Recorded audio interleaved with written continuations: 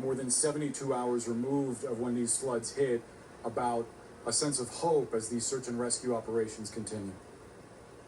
We just posted a video on our Facebook page of a man who's looking for his parents and still holding out hope that they're going to make it. They were at the HTR camp, which is right there on the Guadalupe River next to the Blue Oak kind of trailer park there. And, I think Camp Mystic today acknowledged that the chances of those children and some of these others being rescued are very slim at best. And, we got caught up in this yesterday too, and we talked about this a little bit. We were all holding out hope that there was going to be some miracle story. And at this point now, I've almost got to be like the cynical person that says, that's not possible. That's not going to happen, unfortunately. And I think now I think a lot of people are probably in that mode now, that we are going to be looking for people for many, many weeks, probably.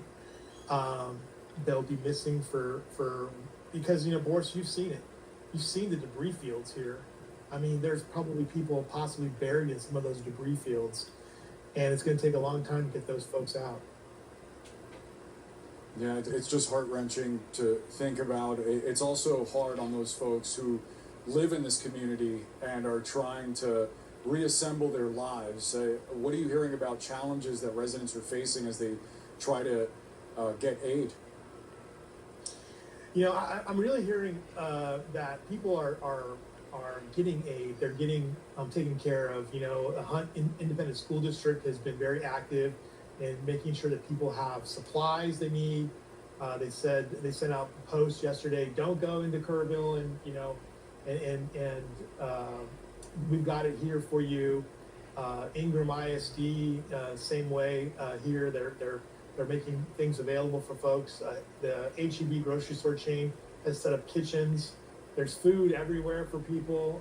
Here, I do my show here every morning at Pint and Plow Brewing Company. They're in the back. They're making food for folks. The Community Foundation of the Texas Hill Country is leading an extraordinary effort to help the nonprofits by raising funding. The Kerrville Area Chamber of Commerce has got a fund developing for small businesses to make their way through this, because a lot of these folks have lost equipment or lost their entire businesses, along the river. I also think that we've got other groups here. The Salvation Army is a really well respected and beloved organization in this community. They're doing some great work, as is the American Red Cross. Yeah, it seems like an all-hands-on-deck effort, and I wonder, as the flood watch has been not only expanded but also elevated, it's now 3 out of 4. Are you hearing about more preparations? Are you hearing about concerns that folks have that this may not be over?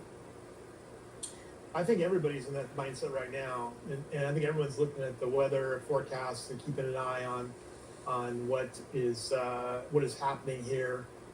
Yesterday, I was out at the HTR RV camp, and there was a panic almost there from people.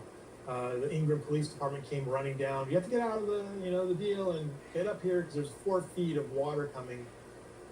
But I think now that we've kind of been lulled into several years of the river being, below or severely below average as far as its run, the way that it runs through the community here. I think that this has reinforced a healthy respect for this river. And anytime that you're around water like this and knowing the geology of the Texas Hill Country and how it runs, you kind of have to really respect it, because this is a bomb went off basically. I don't care what people say about the notice. I think that there could have been better notifications through wireless, phones. That's another story.